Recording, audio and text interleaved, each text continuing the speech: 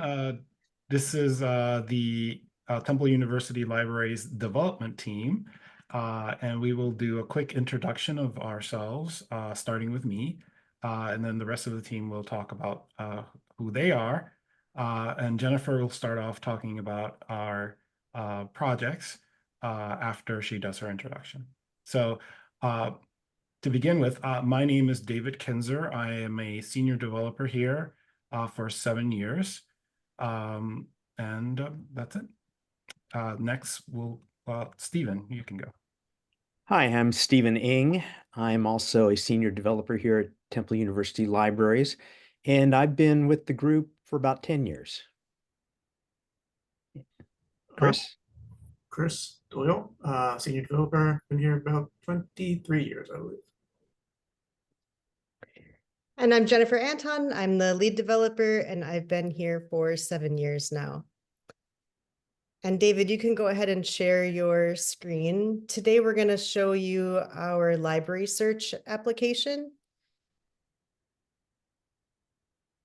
This is our primary search and discovery application. We do have a couple of other Blacklight applications, but this is our big one. So this is the one that we chose to focus on for our demo. And before we start giving you a demo of some of the different customizations that we have, I just wanted to backtrack and talk a little bit about some internal conversations that we've had and some behind the scenes work that we've done this year.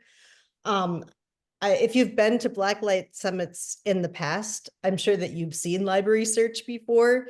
This is getting to be a very mature application now. I think we went live with this in 2018. So it's about 6 years old. And one of the pain points that we're realizing with that now is that some of the overrides and customizations that we did back in the day when we were first launching this are coming back to bite us, in that those customizations don't even exist in the core Blacklight project anymore. So some of the work that we've done this year has focused on trying to get our application more in alignment with the core Blacklight application.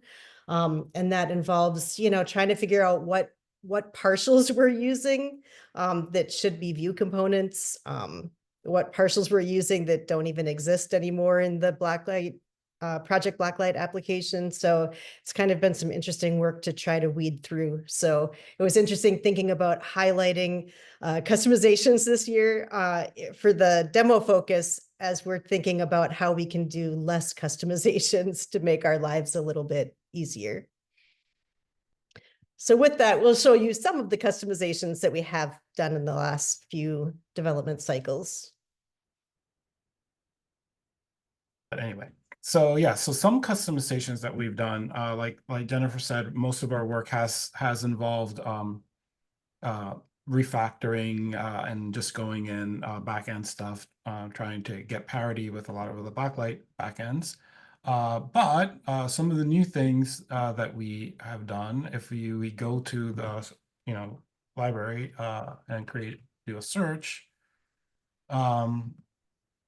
we've added the type right here to the header, and the year, the format and the year to our headers, which we didn't used to have. And if it's available, we've added a summaries. We index a summary right here that we add to the view if it's available, and you can read more and less. Okay, so that's my go. So I think, Chris, you are next with some other highlights. Sure. Hi. David, if you'll do a search for housing. Okay.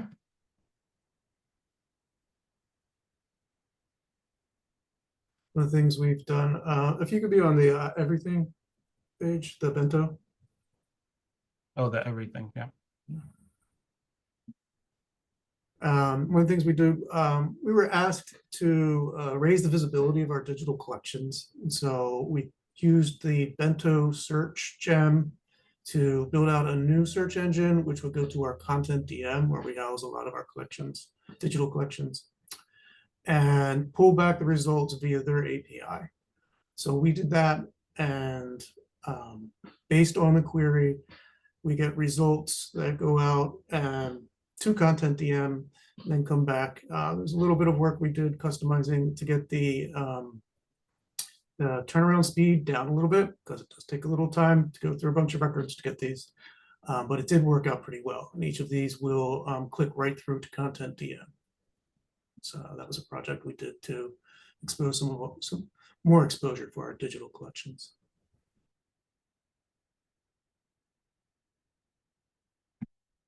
All right, Stephen, you're up next.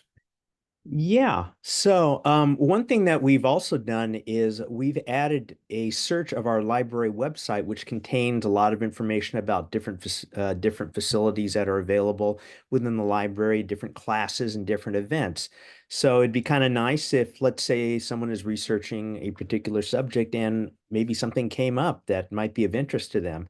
So let's type in the name of the early 20th century American composer, Charles Ives.